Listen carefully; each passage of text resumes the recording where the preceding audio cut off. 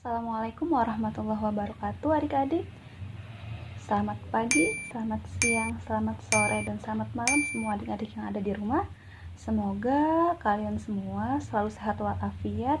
Dan yang perlu kalian ingat adalah harus memenuhi semua protokol kesehatan yang telah ditetapkan oleh pemerintah.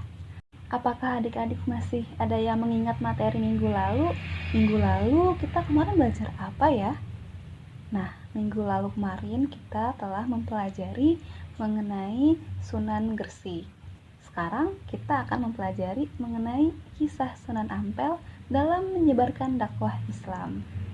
Sebelum kita memasuki materi selanjutnya, alangkah baiknya kita membaca doa terlebih dahulu agar pembelajaran online kita, pembelajaran daring kita berjalan dengan lancar dan kalian semua dapat memahaminya dengan baik. Kita berdoa bersama-sama dahulu ya. Bismillahirrahmanirrahim. Allahumma aghnini bil hilmi wa zayyinni bil hilmi wa akrimni bit taqwa wa jammilni bil afiyah. Allahumma nahwir qalbi bi nuri hidayatika kama nawarta arda bi nuri syamsika abadan abadan. Birahmatika ya arhamar rahimin.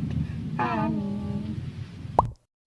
Jauh sebelum datangnya Islam ke Pulau Jawa, ternyata dahulu masyarakatnya ini adalah menganut kepercayaan animisme dan dinamisme yang dipengaruhi oleh kebudayaan Hindu dan Buddha. Apa sih itu animisme dan dinamisme? Animisme adalah suatu kepercayaan terhadap roh nenek moyang, sedangkan dinamisme adalah suatu kepercayaan terhadap benda mati seperti batu, jimat, patung, dan lainnya. Nah, semenjak ke abad 10 Masehi, Islam mulai masuk ke Pulau Jawa dan disebarluaskan oleh para wali yang kita kenal dengan sebutan Wali Songo. Salah satu Wali Songo yang berperan dalam menyebarkan dakwah Islam yaitu Sunan Ampel. Nah, kali ini kita akan mempelajari mengenai kisah Sunan Ampel dalam menyebarkan dakwah Islam. Lalu, siapa itu Sunan Ampel dan bagaimana kisahnya? Yuk kita belajar bersama-sama.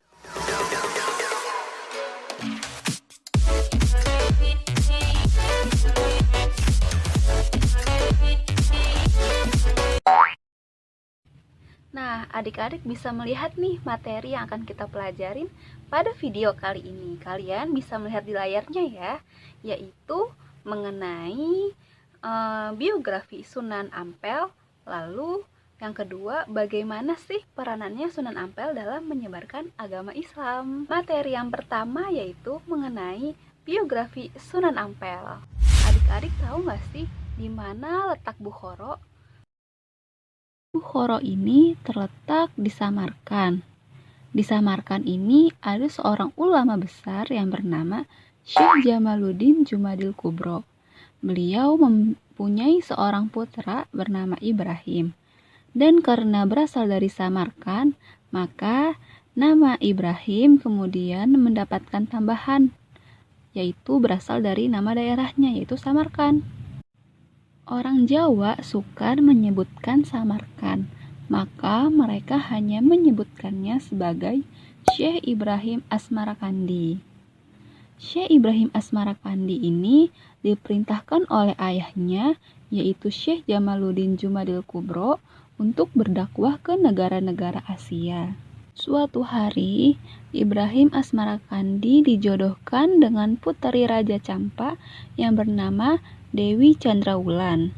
Dari perkawinan inilah Syekh Ibrahim Asmarakandi mendapatkan dua orang putra yang bernama Said Ali Rahmatullah atau yang kita kenal dengan Sunan Ampel, dan yang kedua adalah Said Ali Al-Murtado.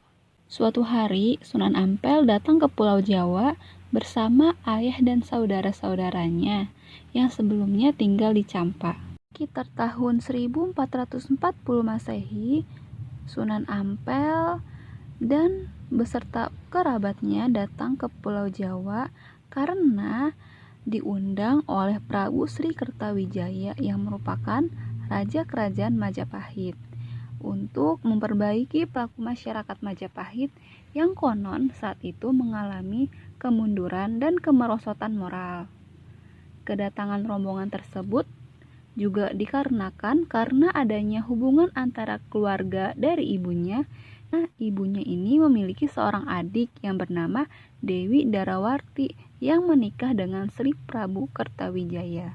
Setelah beberapa lama, Sunan Ampel menikah dengan Nyai Ageng Manila, putri Tumanggang Arya Teja, Bupati Tuban yang juga cucu Arya Lembusuro, Raja Surabaya yang Muslim.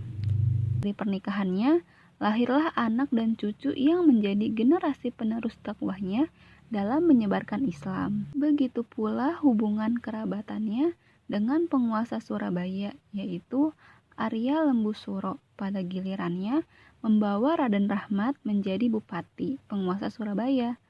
Kedudukan inilah yang memberikan peluang baginya untuk melakukan penyebaran Islam secara leluasa dan merintis pembangunan kota Surabaya.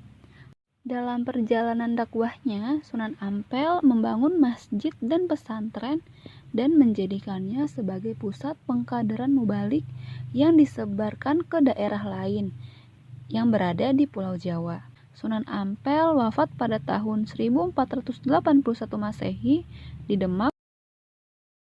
Materi kedua yaitu peranan Sunan Ampel dalam mengembangkan Islam di Indonesia. Dalam melakukan dakwahnya, Sunan Ampel punya peranan penting dalam mengembangkan syariat Islam. Yang pertama, membentuk jaringan kekerabatan dalam menyebarkan Islam. Kedua, melakukan perubahan menuju tradisi bernilai keislaman. Masyarakat pesisir utara Jawa adalah masyarakat yang hidup dalam tradisi dan budaya yang turun-menurun. Dalam dakwahnya, Sunan Ampel membawa ajaran agama Islam yang disampaikan dengan cara-cara damai, moderat, toleran, dan menyesuaikan tradisi masyarakat yang telah ada mengandung nilai-nilai Islam. Ketiga, membangun masjid dan pesantren sebagai pusat penyebaran Islam. Masjid Ampel merupakan bangunan tempat ibadah yang menyimpan nilai-nilai sejarah.